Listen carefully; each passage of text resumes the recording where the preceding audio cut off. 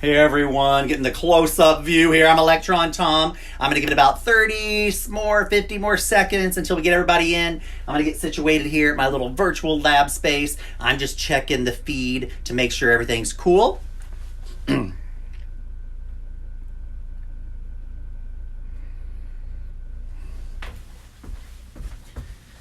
Alrighty, I'm going to wait 30 more seconds and then we're going to get started. One cool thing about this, you do not need to worry about writing down a bunch of notes. This is going to be recorded and we're going to post it on Amplify Education, Instagram, TV, so you can go back. Also check out episode 1. We made a floating paper clip. Pretty cool stuff. All right, so with that, when my clock hits 6:02, get ready because we're going to rock and roll through some chromatography. All right, and it's 6:02. So welcome to chromatography. What is chromatography, you may ask? Well, if you break the word apart, chroma means color, tography is writing, so it's color writing. But it's a little bit more than that. Our goal today is to show you how chromatography works in a very simple manner. And I've already tried this experiment. It was successful, and I've got a green thumb, not from planting plants, but actually doing this investigation. So I'm going to go over the materials I'm using tonight. So I have some water in this cup here. I have a paper towel strip that I've already pre-cut. Also a pre-cut chromatography strip. What works really well, you don't have to go out and buy chromatography strips. A coffee filter works really well. And paper towels work pretty well too. Even other types of paper. So you can actually try different types of papers. And then I have the food coloring. These three things make up the three parts that are necessary for chromatography to happen. The color writing. We need a solvent. In this case, it's water. You can also try this with vinegar. Really cool. You might see something different with that. Then we need a medium for it to travel through, which is the paper or the coffee filter. Then we need what we call a test mixture. So that's the mixture I have here. And then I also have a pencil we're going to be using, a toothpick, and then an empty cup because we're going to use that, and some scissors and tape. It doesn't have to be masking tape. Any kind of tape will work. So when we talk about a mixture, we're going to create a mixture. So a mixture is a combination of more than one substance. So we're going to take three substances, which are three different types of food coloring, and put them together in a mixture. I've already added some to my little cup here. And I also have a tray here because I don't want to make any stains on my cool tablecloth. So what you're going to do is when you create your mixture, try to be pretty close to the same amount of each color mixed together. So I've already added some, but let's say I put in 1, 2, 3, 4, 5 drops. I would recommend doing at least 20. Get a nice mixture going, 20 of each color. So I put 5 in there. I want to keep my ratio the same. So I'm going to put 1, 2, 3, 4, 5 of my yellow. And it could be any type of food coloring. I'm using red, blue, and yellow primary colors because we also want to separate those, but you could try other combinations as well. So 5 red, 1, 2, 3, 4, 5. I'm going to swirl the cup a little bit to mix it up. So got my mixture. It looks black, right? All those colors combined together. Now I want to create my chromatography strip. You may notice right next to me, I'm going to divert a little bit. This is my Amplify Erlenmeyer flask that I can drink from. If you really have a good result today or any results that you want to post and tag us, I'll send you one of these. So direct message, Amplify, and we'll make that happen if you share some cool stuff. You can get some cool swag from Electron Tom. So first we want to set up our chromatography strip. But the first thing I want to show you is the action that takes place. So I'm taking my paper towel, and you probably cleaned up messes, the quicker picker-upper thing. So I'm going to dip this in the water. And I can see it, and if you do this at home, the water's climbing up, right? The longer I hold it there, it's going to keep climbing up against the effects of gravity. So it actually is called capillary action, where it's moving up, moving on up. So about half my paper towel is now wet from me just dipping it in. So that's the kind of movement we're going to want with our chromatography paper, or a little strip of a coffee filter as well. So what is my toothpick for? It's to paint this baby right here. So about halfway down, so this is about the length of a finger. So about halfway down, I'm going to make a line using this. This is going to be my paintbrush. It's really easy. You kind of dip this in, and then I'm going to take it about 2/3 down and just lay it flat to kind of make a mark and roll it. Notice it's getting ink on it. Food coloring. So I put a little more, and I can roll it till I get about a finger width of color. Now, it doesn't have to be precise. I'm kind of rushing here, but you can do it a lot of different ways. I think rolling it really comes out with a nice, you just want to make a solid strip of your solution here, your mixture of those 3 different substances, the 3 different colors. So now that that is done, and that's how my finger turned greenish color, I'm going to put this to the side of the tray, and I'm going to sit this over here so I don't make a mess. Now, we can't use this right away. So you're going to have to watch my demonstration. This has to dry completely before you can do part 2. So I'm going to put this aside to dry over here on the side. Now, I want to get that on the table. Now I've already got one that is dry. The magic of television. And so I have that there, and what I'm going to use my pencil for is to make a line at the top edge of that mark. Of the ink.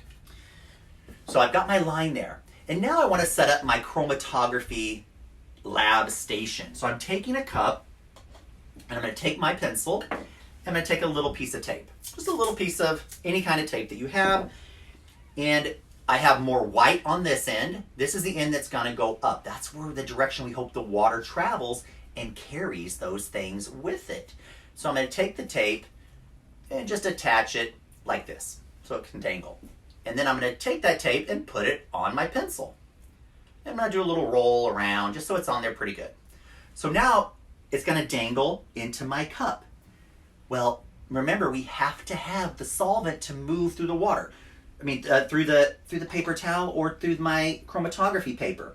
So I'm going to position this about like here, and I can see, okay, it's dangling down without touching the bottom. So something like this. And now I've got to add some water. I'm going to add just enough for it to dip in. So I'm going to take my water, pour a little bit in there.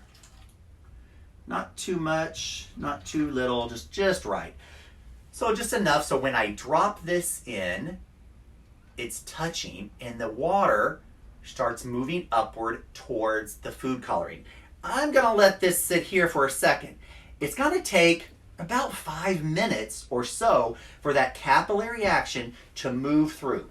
Now, the different food colorings are made of what we call molecules. Molecules are the smallest thing, the smallest part of any substance.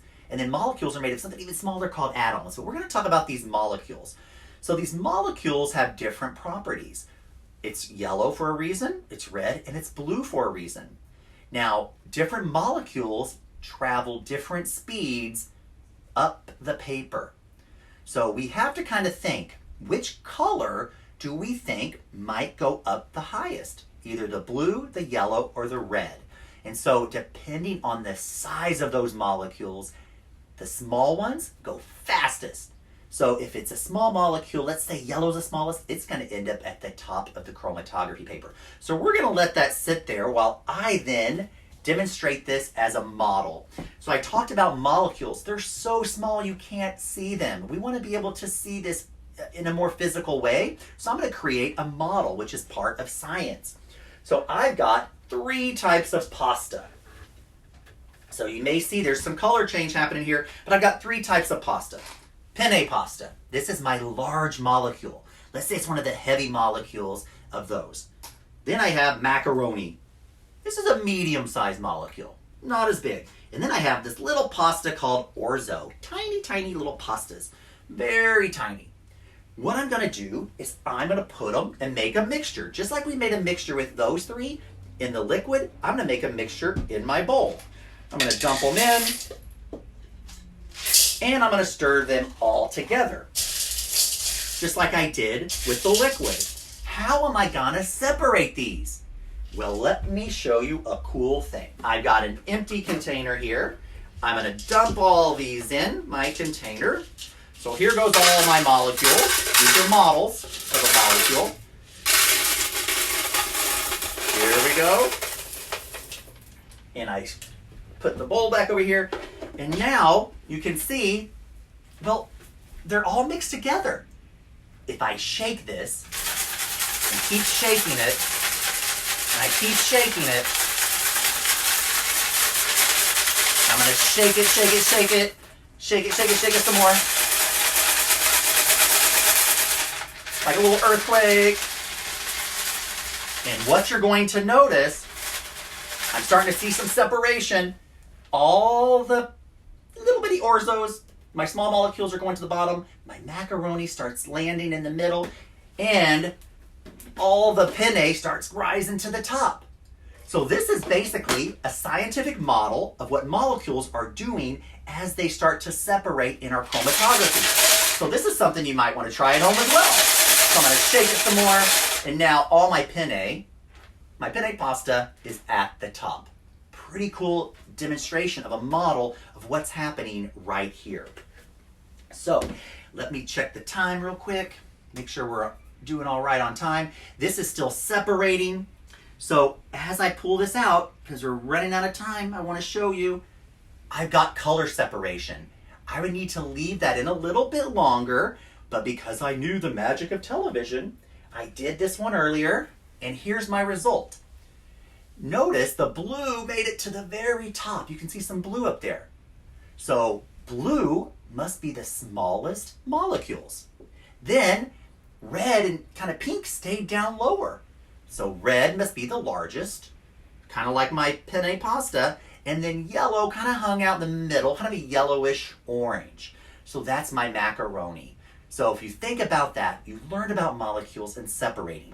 What's really cool is you can take a coffee filter or some other paper, put the different food colorings on, put water on it, and make some really cool artistic designs. We call that STEAM, science, technology, art, engineering, and math. So come up with some really cool STEAM. But if you do send some pictures of your completed chromatography, hashtag us, DM us at amplify.education. We'll be happy to then follow up, and you might even get a really cool swag.